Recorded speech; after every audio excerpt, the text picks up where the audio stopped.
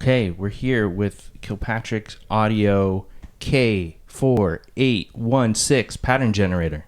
Did you know that I kept calling that the carbon and I got in trouble on Mod Wiggler? The carbon? Yeah, that's a totally different thing. I was like, I kept calling it the carbon. And I think Kent or someone like that said, there's a carbon in Bruckle format? Oh, oops. Oopsies. No, it's the K4816. So sorry about that. So yeah, we're just gonna. I've had this in my possession for a couple weeks. Been having fun with it, getting to know it, and so Robert's had a little bit of experience. Did you say you had this? I played with the Eurorack that's version right. years ago when I was doing all that sequencer exploration, with the Coma Complex and all of that. Yeah. Totally different context, with several thousand HP of Eurorack modules. Yeah. And I've forgotten a lot of it, but generally, it kind of reminds me of the Pittsburgh modular game system, I think. Kind of that same, that was kind of a popular thing for a little while for doing patterns and randomness and stuff. So I'm pretty familiar with it, but as you know, because I was traveling and stuff, I didn't get to play with it before today. Yeah. So I'm here in your house. Yeah. So I'll kind of give you the re-education. So I guess when kind of seeing this thing online, I definitely thought of it more as like a sequencer, which it does do, but I kind of always glossed over the name. It was like pattern generator, where it's like, oh yeah, I guess this can be more about pulses and patterns. Yeah. So kind of give you like a general layout for the listeners. The kind of central part of this module is this 8x8 grid of red dots. Reminds me of did you ever play that Game Boy that was like Virtual Boy, where it was all like red, and you had to stick your face in that thing? Yeah It was awful. Yeah. But yeah, it does remind me of that, which is not awful, but it also kind of reminds me of Kit, the second generation of Knight Rider with David Hasselhoff, where he went from a flashing red sign to some LCDs. Gotcha. Doesn't it kind of remind you of that? I mean, I don't know if I got that deep into. You're familiar with Knight Rider, of course. I am, but the ins and outs of Kit there were and two. The different seasons. Well, there were three whatever. actually, but yeah. we'll save that for the Knight Rider podcast that we're starting up. And so basically there's you've got this grid, and then there's 32 different patterns that you can shift through. So they're just preset. Yeah, let's describe so right now Kyle just sort of tweaked the knob, and it looks like the what's that called, fast forward. Yeah, it kind of looks like it's two arrows to the right, and then looks like a Black Widow thing, and that looks like a cloud. I call this one the Donkey Kong. It does look like Donkey Kong. It's got these levels with little circles that look like they could be barrels. And then there's a percent, like a division symbol. Yeah, there's that looks like polka dot. Oh, is a heart? Is it an alien? Like an alien or like a squid or something. Yeah. There is a face heart somewhere in here, like a smiley face. That's cool. Where's that? Oh yeah. Oh, there's a smiley face. Yeah. So basically, where these dots are red is when they call it like the ball or the motion ball lands on that. There's going to be a pulse out of the pulse output. And then there's also within this grid are notes for CV. Yeah, so it's a CV impulse per red dot, right? Yeah. And then nothing output when it's in the black. CV will, let's see. Will CV change? I think CV will change, but it won't pulse. I believe we'll play with it. Yeah. So yeah, that's how they kind of describe this module as like having 3 layers. So because it's this 8x8 grid, basically there's like a scale from C to C, and then there's a switch to turn it from major to minor. For the quantizer. Yeah, and there's another switch, so it'll go 4 octaves. So it'll kind of run through 4 octaves, and that will get to the halfway point of this grid if you're just kind of going sequentially left to right and then jumping back to the next row left to right. Yeah. And then it will start over again. But if you want to minimize the 4 octave jump within that, you can go to small, where it will just be 2 octaves. So let's kind of listen to this as we talk so through it. I was thinking about it. If it goes C to C, 1 octave, like C3 to C4, it's the 8 notes between C3 and ending with C4. Yeah. And so switching between major and minor, just the C major and C minor on those 8 notes, and no other modes or anything like that, which is right, because you just have the major and minor. Yeah, it's not like you're getting into different types of scale, like, there's no Dorian mode or. And can you tune the C to A or sharp, basically depending on, depending on what you have your oscillator set to. Oh, I see. The sequencer is tuned to C, and then you tune your oscillator offset from that. Okay. Yeah, cool. yeah. There is, but there is an offset output. So there's a CV in for this as well, but we can also kind of scale it from here and control it. So you can transpose with another voltage as well. So right now, I should have just stayed home and listened to the episode. Let's see here. Right now, actually, can we move this to? I guess let's just have this be in mono right now. For both. Sorry, we're messing with my mixer here.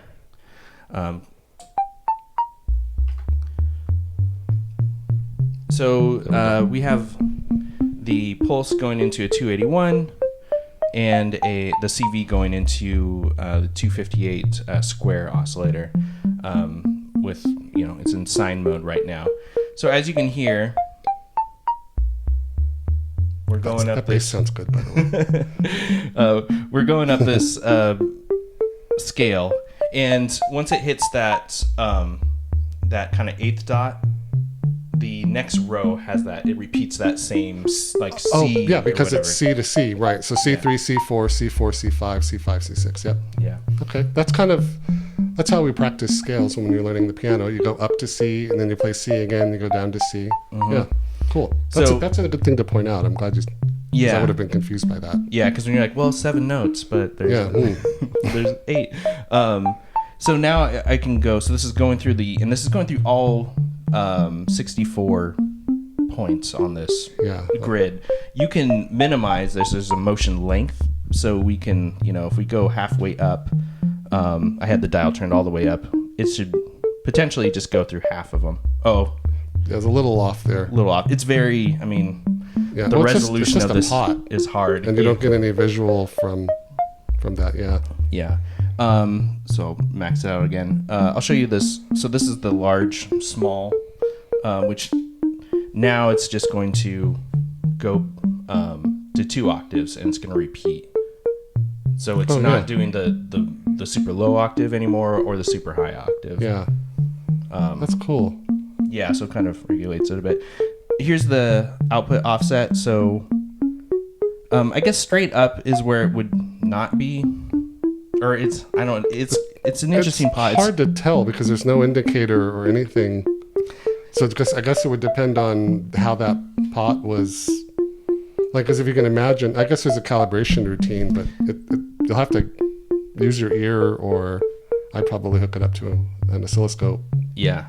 I think there's an amount of like offset voltage set in here, so then you can turn this thing down or up. So that's all the way up. And there's a CV input for that. So that's where you could, sequence the sequencer if you wanted to, like another, or I should double check. I don't know if this is like a 1.2 volt per octave input where you could use pitch, a 218 to change it chromatically or not. And you don't use that to transpose, right? Because it has an in. Well, you could, that's kind of the offset in is like, this is where. Oh, so you could use that to transpose then. Yeah. I got it. Like, nobody transposes in Buchla. Just nothing's ever just in me. tune. Nothing's ever in tune. But as you hear, like this, even when we're going through the 4 octaves, like this oscillator keeps up. No, That's the Dunnington no 258, problem. right? Yeah. Man, that sounds so good. And we are going into, so this is a 1.2 volt per octave output. So we are going into the dedicated 1.2 volt per octave input. Now let's go to minor. Do you know all the notes in C minor? Mm-mm. That's okay. I do. That's why we're co-hosts. What are you going to do without me? That's right. Yeah.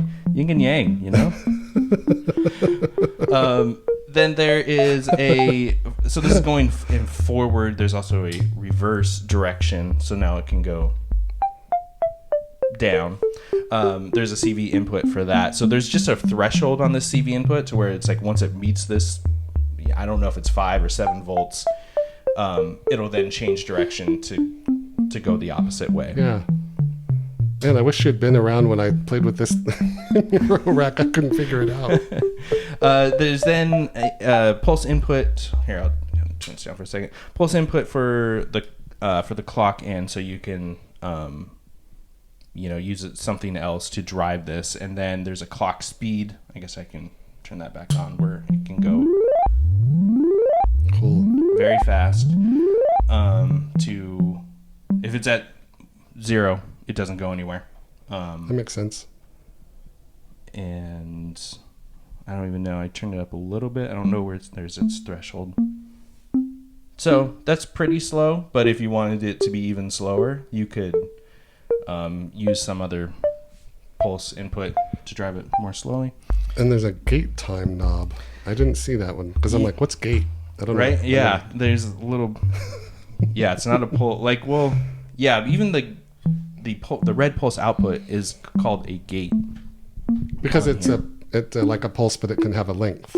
Yeah. So if a pulse doesn't really have a length. So like the two. So I just switched the switch on the 281 to go to it's like sustain mode. Mm-hmm. So if you have like a sustaining pulse,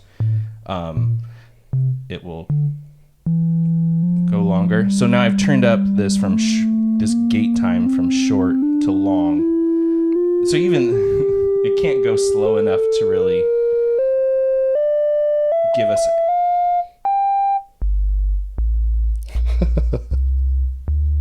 I like that. I like that bass. Yeah.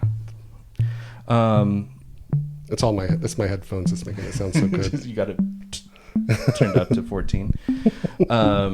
Okay, so now let's start talking. So you've heard the notes, and I guess let's change the next part. So all these red lights are lit up, so that's why we're hearing one every single time.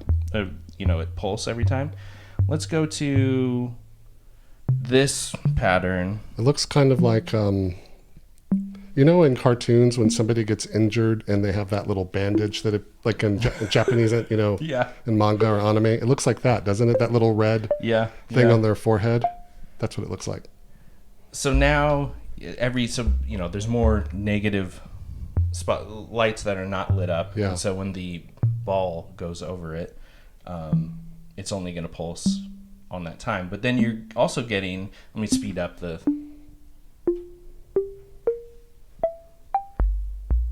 you're only getting certain notes now too, right? Because you're muted on those other notes. Yeah.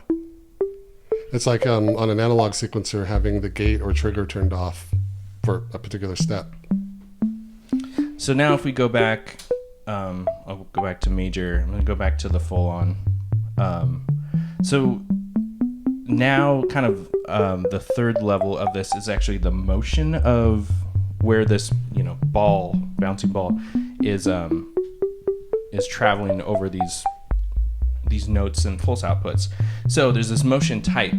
There's just like the grid, there's 64 types of motion. Wow. Yeah. So, and it's a little tricky to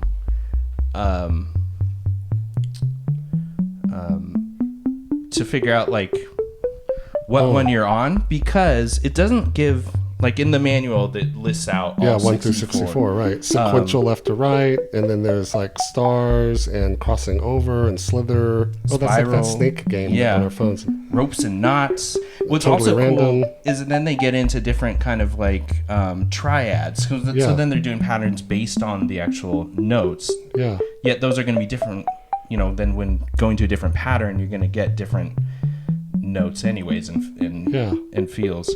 Then there's a bunch of random ones too. That also, we'll do certain ones that are like seconds, thirds, fifths, so it still will kind of follow these. Yeah. And then there are 9 groove ones in there too, which is kind of interesting. So now it's so if I turn this motion knob, Robert, you'll see this kind of crosshair system that starts now. Yeah. So that's how you know which motion you've loaded up. yeah, so you just got to kind of count through.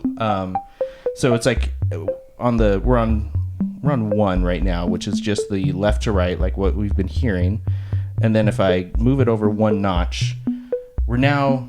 Oh, I see how it works. Oh, okay. Yeah, that's really cool. So instead of moving left to right, it's going top to bottom per column. Mm-hmm. So that's really neat how that works.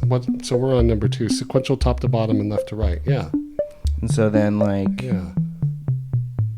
now we're like snaking. Which mode? Oh, in the zigzag mode. Yeah. Is that 3 or 4? 3, I think. Yeah, sequential zigzag. So now the next one is going to be like. Now it's going to go top to bottom again. Up, down, left to right. Yeah. So if you go to like number 7, spiral.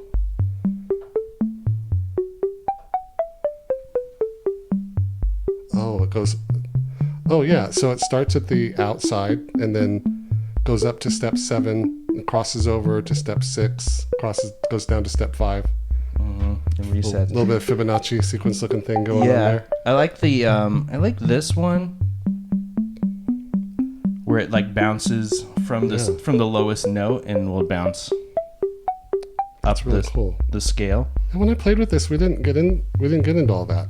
Well, we didn't have the manual for one thing. So. Yeah, it helps a bit. So once again, we've got all these things lit up. So this is where we can go find different patterns. Oh yeah, and so you've got the motion selected. You change the pattern to something that has a lot fewer dots. Yeah, and a lot fewer notes. We're just hearing dots. Yeah, notes. Right. Because it's cutting out in C major, that would be the D and the E, and then A and B. Mm-hmm. So those are missing from the pattern. So we can now like switch the motion type. So let's go to like. Oh man, a little bit of Doogie Howser theme in there. You heard it too, didn't you? Yeah, there it is. And what one? Let's see. If you had your 218 out, we could play the do do do do. Do the little voiceover at the end when he had some kind of moment that he's writing about. Yeah. So now we've gone back to spiral, and there's going to be a lot of negative space once it gets to this middle. Yeah. Spiral. That's pretty cool.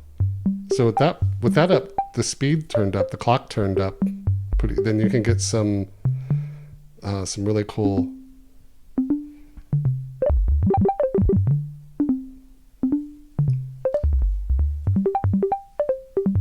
So I turned up the rate a bit. I like that.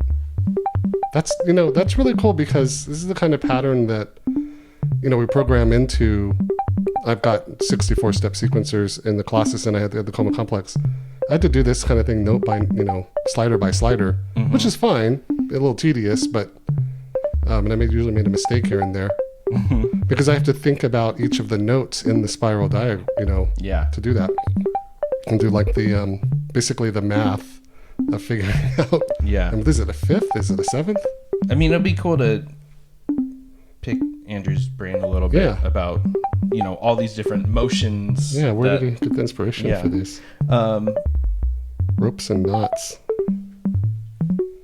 So that's the divide symbol. Yeah, there is I should have brought this up. We actually do have like the different patterns. This is called caution. Oh yeah, okay, I could see that. Like the caution tape. Yeah. Oh, I like the, what is that, maze? Maze. Let's So try and find maze. Maze is it's right after. That looks like a helicopter to me. That doesn't it? Plan view, plane. Folks, go look at the manual for this. It's worth it, I promise.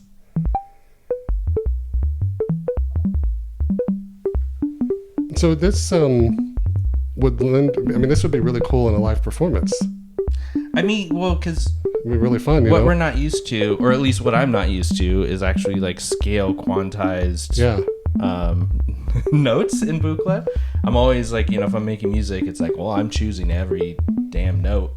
Right. Where I talk to like my Eurorack friends and just like everything kind of sequentially is usually quantized or at least optionally quantized. Yeah. If you use a quantizer. Where it's just like, nah, I'm just jamming in the scale for a bit, Yeah. And it's like, oh man, that seems so easy. So it has been really fun to just be like, you're kind of, I don't know, I've had a lot of fun with it because you're just on the rails. I'm not worrying about like the specific notes. It's just like what it's doing sounds. The patterns, and then you can do interesting modulation with other things. Yeah, and even if like, and what's cool, it's like, well, okay, maybe this pattern, this motion doesn't fit with this pattern, right, or something. What we can also experiment with is, here, let's change the. I mean, this is cool. Yeah. Whatever this is doing. And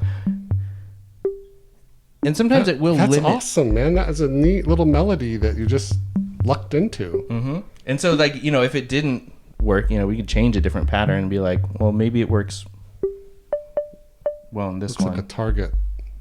Oh, yeah, this is the one that you said that was... Oh, that's not the helicopter. This is the Sakura. Oh, Sakura. That's fitting because I said it was like a bandage. Yeah. Huh, see, I'm smart.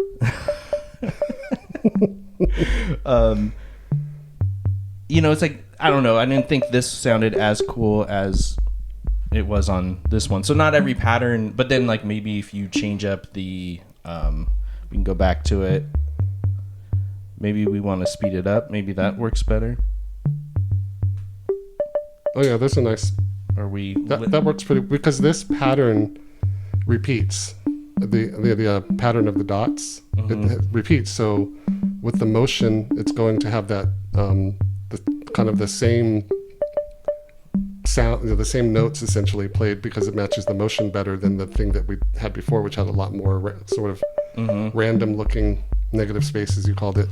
And what we can limit the amount of steps too, right? So this kind of is already maybe it's this type of motion. That's the thing that's kind of tough. It's like, what motion are we on right now? And you got to like go through and count which one it is. So there's not, I think you probably can, using this enough, like you're going to kind of get some of these things to memory of like what you like since using. It's 8x8, you'll start to see that pattern.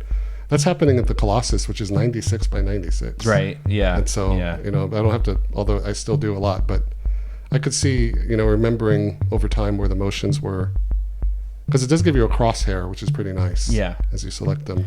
So I turned down the motion length. So I limited the amount of steps that's just going through. So now it's kind of like, it's just hanging out in the, a little bit in the first octave. That's a great bass line. Yeah.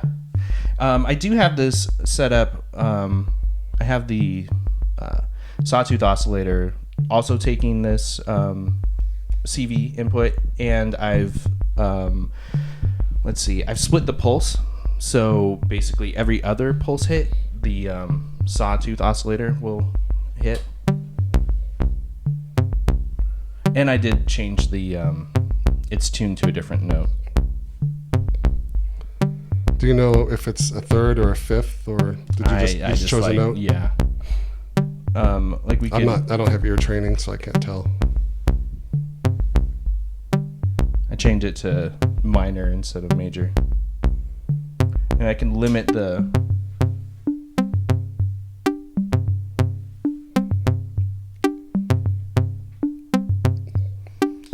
go to a different. I think the Colossus would like this.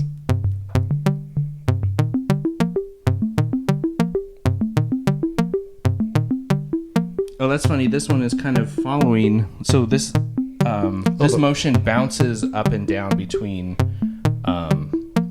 these two octaves, right? Yeah. But with this type of pattern that we have fits Yeah, these notes. it fits the motion. Yeah. So if let's change the. This is an outside square and an inside square. That's cool.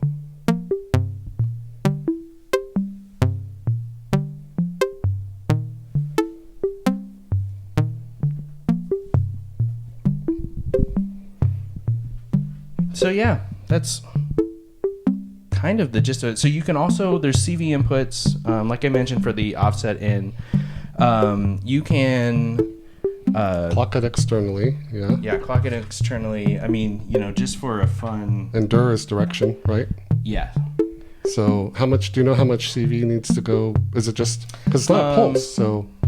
No, yeah, exactly. So if let's see here, let's. Putting Kyle on the spot.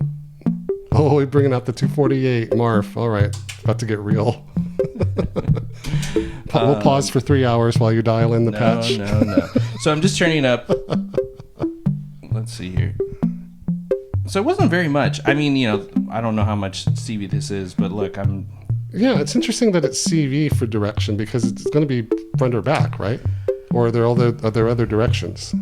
No, but then I guess we don't see this kind of too much. It's either maybe you pulse something to be in one mode or you pulse something to be in another mode, where I would think of this as like a kind of like an on-off pull, like you're pulsing it to go backwards, but then I think it just wants to see like it wants like a gate, Yeah, so it's like, so a lot of CV. Yeah, so either, zero CV, it's gonna go forward. Interesting But we can see here, like, it doesn't take much to then send it backwards. Well, there's an interesting thing. This was a Eurorack module, and I wonder how much of the design that was intentional for Eurorack, like -5 volts to +5 volts, could affect direction, and then you could, I don't know, maybe that's modulation is the timing of the change of the direction or something, so it's not just an on and off like we would have, because we don't have negative voltages. At least I hope not. So it's an interesting thing. It's funny, we're talking about this now, and then when we talk to Andrew tomorrow, we'll ask him. So you might get the answer before we ask it. What you can also do is there's a pattern type CV input, so fluctuating random voltage. And it's changing the pattern. Yeah. Here, I'll turn this down. So if the motion, can you randomize the motion also? Doesn't look like it. Yeah, you can. You can. Or let's see, you can motion the length and the start. So no, you can't CV the motion type. That's also probably okay. It would be pretty cacophonous if you were randomizing the patterns and the motion, I guess. Here, let me change the motion. I'm still hung up on that dir being a CV input because it's a switch for forward or reverse.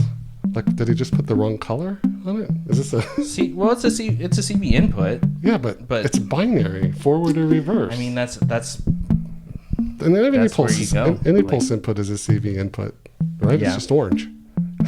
Anyway. But then if you gave it a pulse, it wouldn't stay, as we know, because the pulse is just boom, on, off. It's not going to then sustain that to then keep it to going in reverse. So the pulse input wouldn't function like that switch then, you're saying? I'm like diving into, I'll just ask.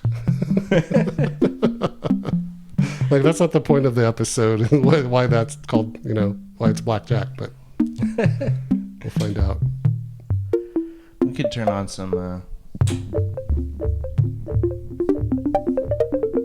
288. I got two different delays going on right now. It's probably gonna be too much for all this stuff going on. There's never too much delay. unless you're using a guitar.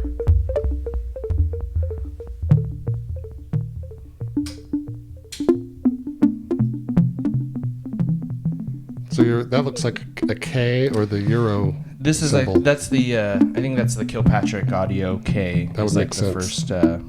first pattern, which yes, that's what it says. Oh, it does say that. It says Kilpatrick. Kilpatrick. Another thing, so there is some MIDI functionality. Yeah, I'm gonna put you on the spot. What would we use that for? No, in would probably be just. I mean, you're not mapping MIDI to CV in the module, so maybe something. Start. Yeah, Clock. so I didn't dig into Out makes sense. You can get CV and gate out, but Yeah. I wonder what the min and maybe like the could be clock, could be clock, could be offset. could be. I don't know. I'll read the manual. I'm not really going to put you on the spot, but And then there is a different switch that we haven't gone into is you can switch. So instead of this CV/gate mode that we've been in, which basically every time the ball moves, you're going to get a CV note value and then a pulse output on the red dots. You can change it to XY. And this now basically, let's see, what do I have it?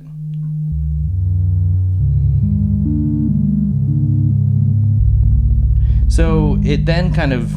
it's Lustmord mode. yeah, It's Lustmord thing. It's basically a CV. So actually what's interesting, this pulse output kind of just becomes a CV output when you do this. So basically... it's the Y. Yeah, CV, so right? the X and Y axis kind of, you now grid this out. Yeah. You're going to get CV values for the further up you go, right. And up. And so then if you let me work this through my mind. You're in XY mode. You have, let's say, a pattern with all the dots. Mm-hmm. I forgot what pattern that is. Yeah, that's the everything bagel. And the everything pattern. bagel, yeah. And then if the motion started from the bottom left, that would be 0, 0. And then when it moved to the one dot to the right, it would be 0, 1. Or 1, 1, 0 because you're in the x-axis. Should we just do this? 1, 0. Yeah, because I'm trying to get an idea of, Kyle's a good guy. Breaking stuff. You even have to get out a special white patch cable. That's the Robert cable, right? I'm like, oh, this is how I explain things to Robert with the white cable. Okay, so we're going to... so I'm just going to go into pitch for both of these, right? So X goes into the square... oscillators pitch, and Y goes into the sawtooth oscillators. So let me turn the gates up on these.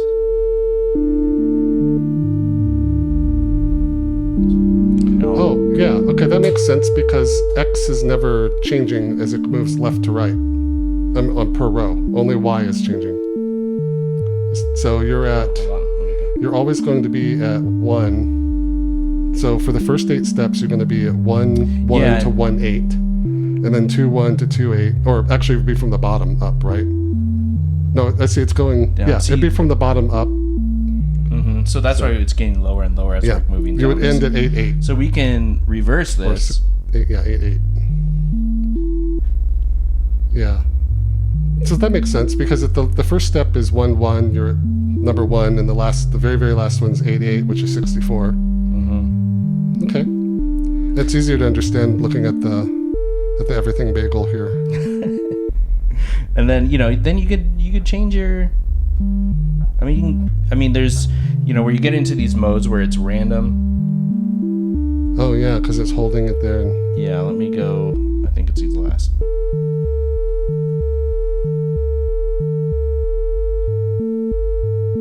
That's really cool, staying though. up high. I mean, which if is interesting. that high note was a lower drone, a slightly lower drone, like in maybe the 259 with some wave shaping, that would have been cool all by itself. So I guess if you want like some sort of random, quasi-random CV outputs. I can see how this would be a really, really great module for getting a sequence, getting rhythm and melody, and then you're playing the rest of your stuff. Yeah, that's you what. know? Yeah, that's when I think I've recorded some stuff already. Maybe I'll probably at the end of this episode, that'll be like the outro music. But yeah, I've had like really good sessions where it's just like, oh, I kind of get that going, and it's like, oh, that's fun, and now let me run it through my delays and find fun stuff there. Or especially with the looping section on the 288, I kind of would randomly have it then just like go grab some like loop for a little bit and then have that repeat and then start over again and grab something else because it's all quantized. Everything sounded good, so even if it's like still droning or kind of looping a sequence of 2 notes over and over, all the other notes that are playing works.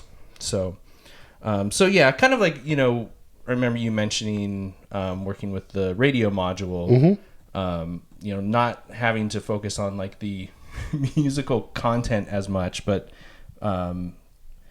you can just more dive into processing this musical content that's given to you from the radio.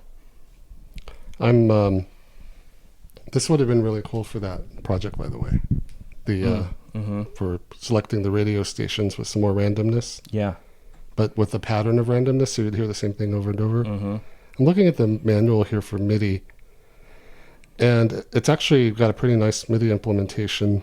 It takes in note in and note out, and MIDI control code from CC values 0 to 10 volts produces values from 0 to 127, and then you can use those to control like basically modulation of the different inputs.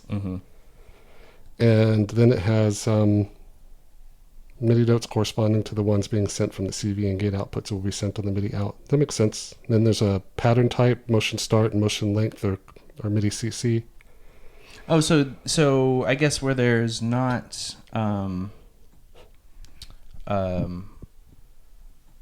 motion type, there's no CVN for that. So I guess your MIDI is where you could. Yeah, this says MIDI provides a number of useful functions that are not available in the front panel. That's kind of cool, actually. Yeah. Yeah, I mean, that makes sense. We're just not used to that in Buchla world.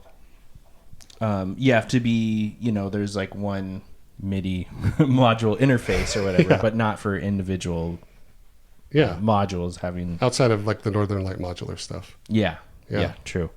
Real quick, one thing I forgot to note was you can the motion type knob is also a push button. It's an encoder, like it keeps it going because you kind of need it to, you know, as you're going through row by row by row. It has a detent on it that confused me, made me think it stops.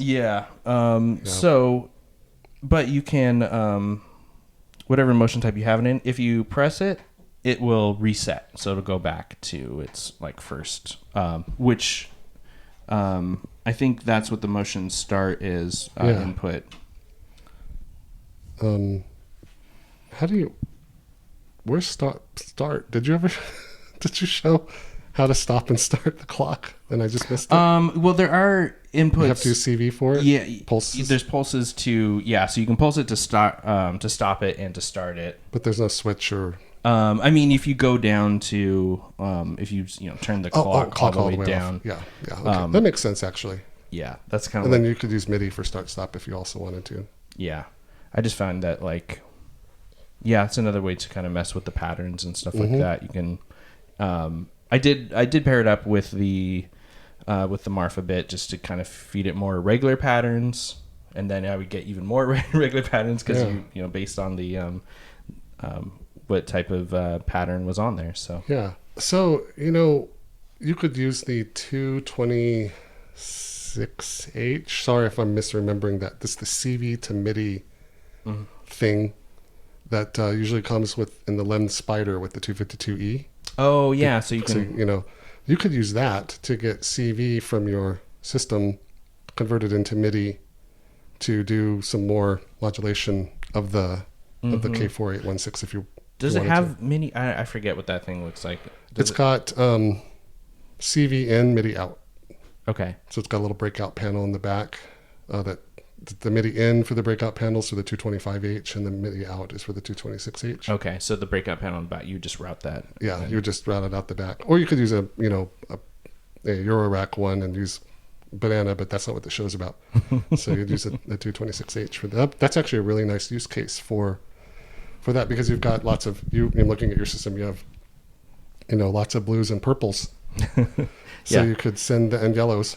So you could send that CV to the 226H to get MIDI out to do the more fine-tuned control of the 4816. And then for live performance, that actually would be pretty neat. Mm-hmm. Yeah, so I've had a lot of fun with it. It's cool. It's been very cool. So yeah, let's talk with Andrew and Pat.